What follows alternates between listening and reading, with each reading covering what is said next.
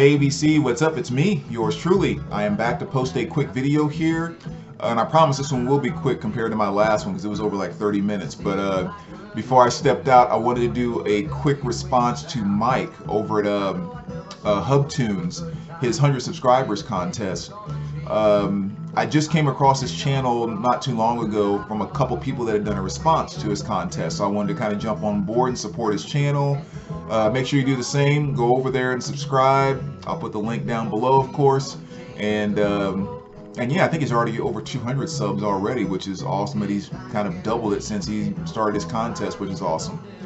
So yeah, he had 3 kind of really nice quick questions. Oh, and really quick before I go any further, Joe Slam, for you. All right, so little inside joke there. But yeah, so let me just kind of dive right into it. We keep this kind of short and simple.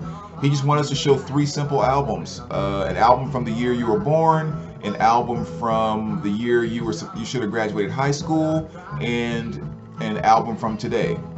All right, so let's kind of jump right into it. So I was born in '73. Jeez, sucks when these contests actually make you say that kind of stuff out loud. But yeah, so you know, definitely a number of great albums to choose from there, especially on the soul and R&B side. I think the early '70s was a great time frame for that. But I narrowed it down to 2. So my honorable mention was Herbie Hancock, Headhunters. I was gonna go with that, but then it was kind of hard to deny, you know, a classic like this, which is Billy Joel, Piano Man. So sorry, trying to get some of the glare there. So yeah, that's what I decided to go with. And again, you know, legendary album by Billy from '73. Of course, the title track, Piano Man, is very well known. And I think really one of his best works too, because you know, the song just gives me the creeps to a certain degree, and anytime a song kind of makes me feel that deeply, then you know, for me, I kind of know something special was done there. So yeah, David.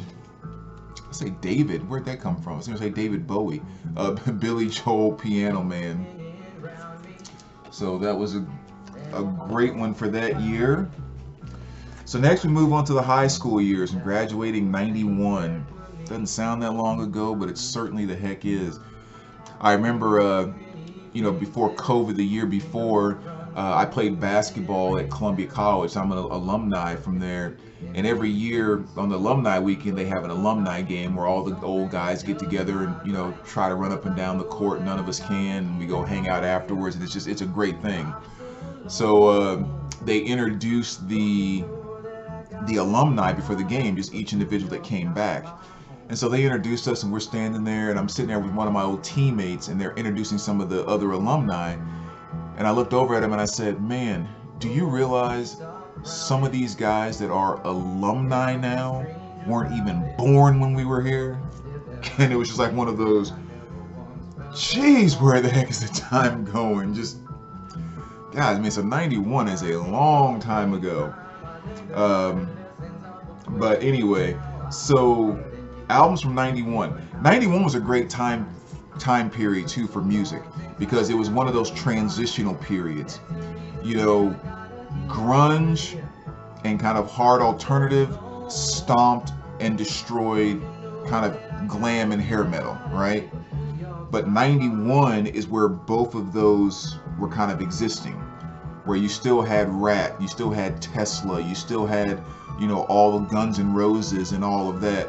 But then there was also the exact same year, you had Pearl Jam 10, you had Nirvana Nevermind, and I think Bad Motorfinger, the Soundgarden, like that whole scene was also coming about. So '91 was a year where they were both existing in the same space. Kind of same thing on hip hop. You know, you had Houdini, you had Heavy D and the Boys, you had kind of that old school of hip hop, but then you also had Public Enemy going very strong. You also had Ghetto Boys, you also had NWA, and kind of that more gangster route that hip hop was going to go, as well as also kind of the knowledge route that hip hop was going to go with Poor Righteous Teachers and stuff like that, Tribe Called Quest. So again, you had old school and new school of hip hop all in that taking place right there. And same thing on the pop side, but you can go on and on. So 91 was a pretty awesome year where everything was still kind of strong, even though some things were definitely on their last leg and about to go out. So all that being said, it was very hard to kind of narrow things down just with the albums that I named right there. I decided to go with maybe one that I don't talk about too much, but definitely is a good representation of what I was digging at that time.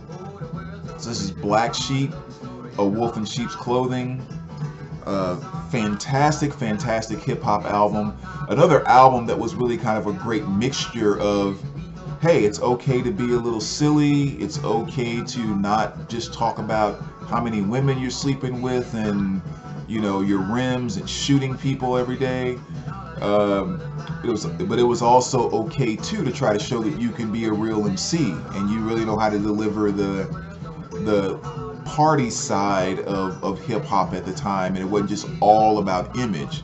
So this was a great album that really kind of crossed over all of those elements just to kind of say, yes, here is a great rap / hip hop album from the early 90s. So really awesome stuff. And yes, I had a haircut just like that in 91. So if you're not familiar with this group at all, or this artist I should say, main two songs I recommend checking out is The Choice Is Yours, definitely my favorite track by them, and Flavor of the Month probably be the second best, I would say, off of this album. But yeah, just definitely a great representation of what was going on in 91 in hip hop. So yeah, great year there. So then, album from this year, I actually realized I only have one album from 2021 that I picked up. You know, I picked up a bunch of 2021 reissues of other stuff, but quite frankly, there's just not a ton of stuff in new music that I'm just so like into.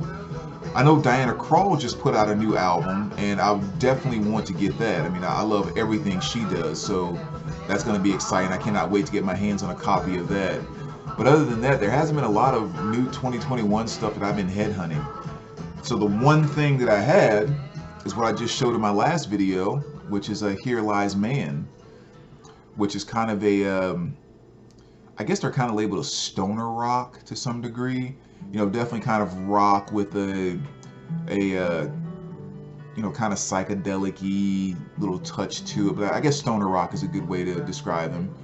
But you know, the drummer is Herbie Mann's son, and you know, yeah, really kind of a new group I'm just discovering.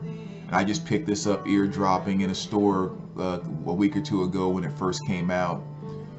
But yeah, that's really the only 2021 album that I have, but that Diana Krall is definitely first up on my list there. So again, Mike, there you go, man. I'm glad I was able to discover your channel and actually, you know, meet you. Definitely look forward to checking out more of your stuff. Like I said, VC, if you're not familiar with Mike, go over there. Just click on the little link down below, give a quick sub, and yeah, we will talk to you soon. All right, take care, guys.